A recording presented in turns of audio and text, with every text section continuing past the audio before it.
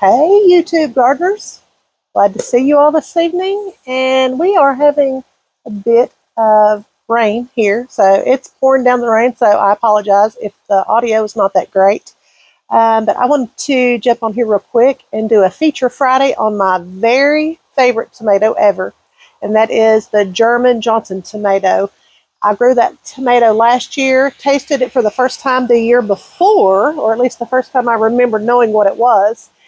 And turns out that is my very favorite tomato. I think it is the sweetest, most flavorful tomato I have ever put in my mouth. And so I wanted to make sure that I featured that one this Friday.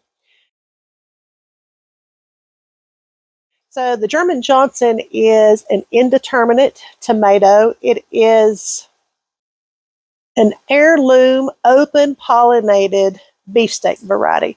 And that just means that open pollinated just means that the tomato has been pollinated through natural means, whether it's bees, insects of some kind, or even by the human hand. It's thundered a little bit.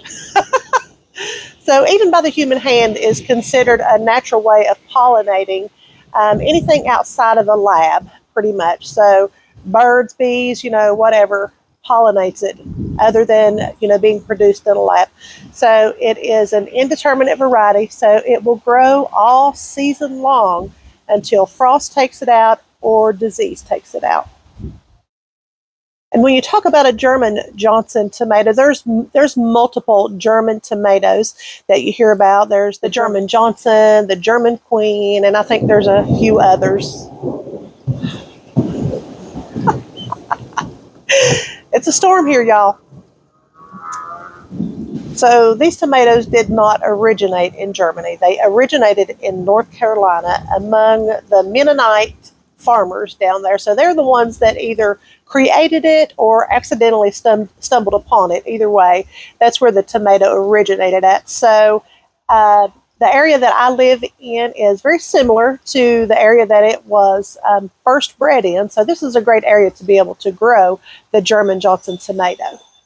This tomato produces large pink-red fruits that can be anywhere from 1 to 2 pounds. They get pretty good size, and they are slicers. They're perfect for sandwiches, and the flavor is magnificent. Most people say that the flavor of the German Johnson is very similar to that of the Brandywine, except it is more vigorous and it even produces more than the Brandywine tomato plant. It takes about 75 days for a German Johnson to produce a tomato to full maturity. Now, when you grow this tomato, because it is an indeterminate variety, it is going to get 4 to 6 foot tall. So you are going to want to stake that tomato. I put mine on cattle panels. I also use fencing on posts, and I just put the tomatoes right up against the fencing and I tie them to the fence. That's a great way to do it. I keep my tomatoes trimmed, and I plan on doing a separate video on pruning tomatoes at some point in time whenever it's time to prune mine. So anyway, I am so excited to be able to talk about the German Johnson, my absolute favorite tomato of all time to date. Gardeners and or tomato lovers are always on the prowl for a better tasting tomato. No matter how good the one is that is your favorite at this point in time, you're always on the lookout for a better one. So, and I'm no different. I plant different varieties every single year in search of the best tomato in the world. So for me, and for right now, the German Johnson is it. And here is one of my German Johnson tomatoes. I already have one planted in the garden, but this is another one. And I don't think this one has any blooms just yet. No, not yet. But it won't be long now. Now, before I sign off, I want to feature one more tomato that I'm excited to try. I've never tried this tomato. It is called the Sunrise Bumblebee tomato. But oh my gosh, it is so beautiful. And of course, that's what drew my attention to it. That's what draws my attention to most of them, I think. If they look sweet and delicious, then I want to try it. And this one looks sweet and delicious. They are little cherry tomatoes. They are marbled red and orange together. They're beautiful. I'll show you a picture right here so you don't have to wait to see it.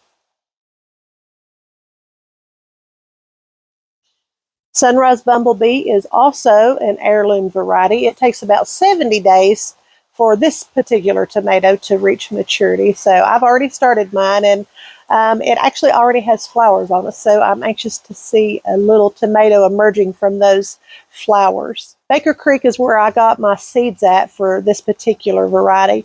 And Baker Creek describes this tomato as sweet and tangy at the same time, and it is as beautiful as it is delicious. So.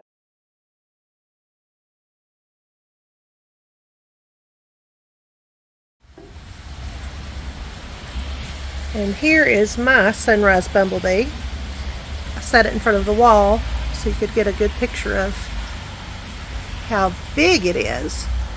It's actually pretty good size. Let's see if we can zero in on these blooms. So it's already got some blooms.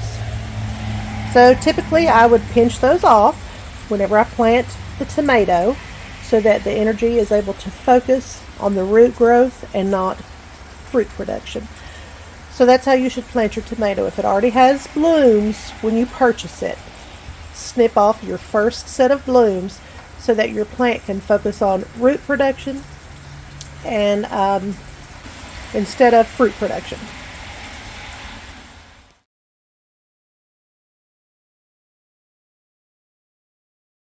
I'm really anxious to try this. I really love cherry tomatoes anyway. I love whenever I go out into the garden, regardless of what I'm going out there after, I always end up eating 2 or 3 handfuls of tomatoes.